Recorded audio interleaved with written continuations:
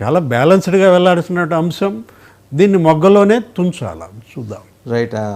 విజయ్ కిరణ్ గారు ఎలా చూస్తున్నారండి? అంటే ఈ డెవలప్మెంట్ అంతా శ్రీనివాస్ గారు అన్నట్టు అంత వాంఛనీయ పరిణామం అయితే కాదు, అన్వాంటెడ్ డెవలప్మెంట్.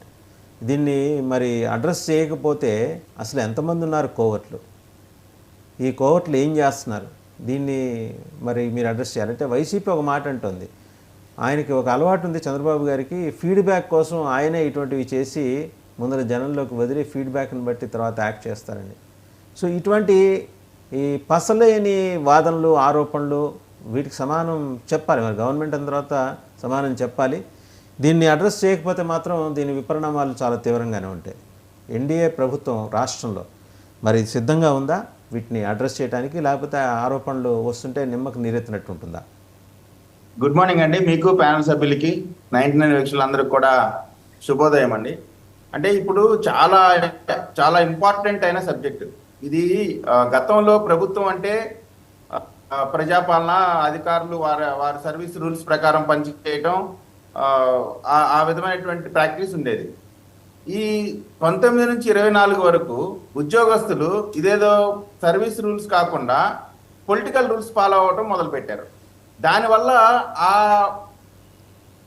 5 సంవత్సరాల్లో వాళ్ళకి తలకెక్కించుకున్నది ఏంటంటే, ఇక జీవితాంతం అంటే ఆంధ్రప్రదేశ్ ఉన్నంతకాలం వైసీపీపై ప్రభుత్వం ఉంటుంది, ఇక మాకు తిరుగులేదు అనేటువంటి ఆలోచనలో వాళ్ళు ఒక విధమైనటువంటి మానసిక పరిస్థితికి వెళ్ళిపోయారు.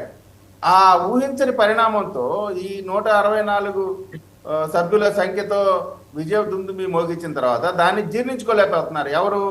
ఇటు వైఎస్ఆర్ కాంగ్రెస్ పార్టీకి సంబంధించిన ఎమ్మెల్యేలు కానీ, ఇటు వైఎస్ఆర్ కాంగ్రెస్ పార్టీ రూల్స్ పాటించే మనస్తత్వం కలిగినటువంటి అధికారులు కానీ. దీనిలో భాగంగా ఒక్క సచివాలయ స్థాయిలోనే కాదండి, ఇవాళ మేము నియోజకవర్గ స్థాయిలో కూడా చూస్తూ ఉన్నాం. టక్మండ్ వచ్చేస్తున్నారు, రకరకాల పోస్టింగ్లు తెచ్చుకుంటున్నారు. అది పోలీస్ డిపార్ట్మెంటే కానివ్వండి, మంత్రుల పేషీల్లో కానివ్వండి, ఇటు ఎమ్మెల్యేల అఫీషియల్ పిఎల్ల విషయంలో కానివ్వండి, అన్నిటి దగ్గర కూడా ఎవరైతే గతంలో వైసీపీ రూల్స్ ఆధారంగా పనిచేసిన అధికారులు ఉన్నారో వారిలో చాలామంది వారికి ఉన్నటువంటి నైపుణ్య కళలు ఉంటాయి కదా, ఆ కళలన్నీ కూడా ప్రదర్శించి పోస్టింగ్స్ తెచ్చుకుంటా ఉన్నారు. అయితే ఇప్పుడు ఉన్నటువంటి ప్రభుత్వం చంద్రబాబు నాయుడు గారు ఏదో 4 గోడల మధ్య ఉండి రికార్డెడ్ వీడియోస్ పంపించి న్యూస్ కవర్ చేసే వ్యక్తి కాదు. ఇటు గ్రామ సచివాలయంలో, పంచాయతీలో జరిగేటువంటి వ్యవహారం దగ్గర నుంచి సెక్రటేరియట్ దగ్గర జరిగే వ్యవహారం వరకు అన్నిటి మీద ఫోకస్ పెట్టగలిగిన కెపాసిటీ కలిగినట్టు సమీక్షిస్తా ఉన్నారు. ఎక్కడెక్కడైతే ఇంత పెద్ద వ్యవస్థలో కొంత సహజంగానే ఇవన్నీ జరుగుతూ ఉంటాయి. మనకంతా అన్ని 100% చేయగలుగుతామనేటువంటిది కాదు, కానీ వాటన్నిటిని కూడా సవరించుకుంటాం.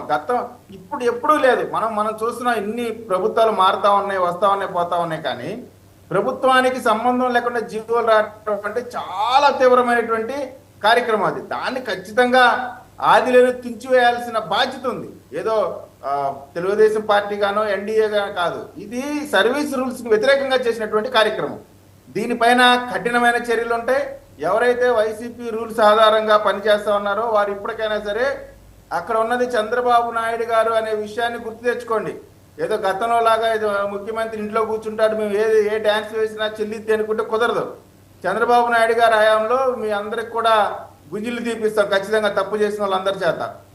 కాబట్టి ఇప్పటికైనా సరే వీటన్నిటి మీద పార్టీ, అదేవిధంగా ప్రభుత్వం, ఎన్డీఏ కూటమి తీవ్రంగా వర్క్ చేస్తూ ఉంది. ఖచ్చితంగా మీరు అన్న ప్రకారంగా వీటిని ఆదిలోనే తుంచివేయాల్సిన బాధ్యత, గురుతుల బాధ్యత, ఇదేదో చిన్న బాధ్యత కాదు.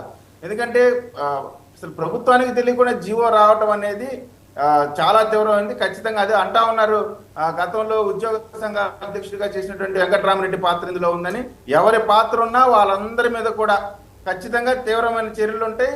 వీటన్నిటిని స్ట్రీమ్ లైన్ చేయాలి. అంటే విజయ్ కిరణ్ గారు అసలు అంటే టెక్నాలజీ పరంగా తెలుగుదేశం పరిపాలనలో చాలా సమూలంగా మార్పులు తీసుకొచ్చారు. అంటే ఎప్పటికప్పుడు అప్గ్రేడ్ అవుతూ, అటువంటిది ఈ కాన్స్పిరసీని ఎలా పసిగట్టలేకపోయింది మీ ప్రభుత్వం, ఎన్డీఏ ప్రభుత్వం? ఇవాళ ఉన్నది ఎన్డీఏ ప్రభుత్వం కాబట్టి ఎంత సైనికుడైనా, ఎంత నైపుణ్యం కలిగినటువంటి నాయకుడైనా కానీ ఒకటో ఆరో శత్రువు వారు ఇప్పుడు ఇజ్రాయెల్ మీద ఐరన్ డోమ్ ఉంది అయినా ఒకటో ఆరో వెళ్ళి పడతా ఉంటాయి.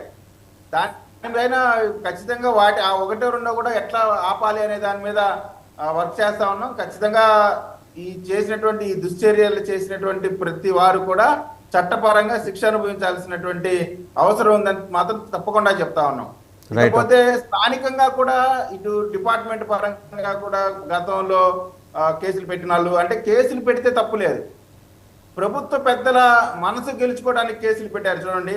ప్రభుత్వ పెద్దల మనసు గెలుచుకోవడం కోసం థర్డ్ డిగ్రీ 4th డిగ్రీ ఉపయోగించారు చూడండి. అటువంటి వారిని పైన తప్పుడు కేసులు పెట్టిన వారి పైన మాత్రం వారు ఈ రోజున పోస్టింగ్లకు ప్రయత్నిస్తూ ఉన్నారు. పోస్టింగ్లు కూడా కొన్ని దగ్గర అదే నేను చెప్పినట్టు ఐరన్ డోమ్ లోంచి తప్పించుకొని వచ్చినట్టు కొన్ని పోస్టింగ్లు కూడా ఆ విధంగా పడ్డాయి. కాబట్టి వాటన్నిటిని కూడా సమీక్ష జరుగుతూ ఉంది. వాటిని కూడా తీసివేస్తా ఉన్నారు.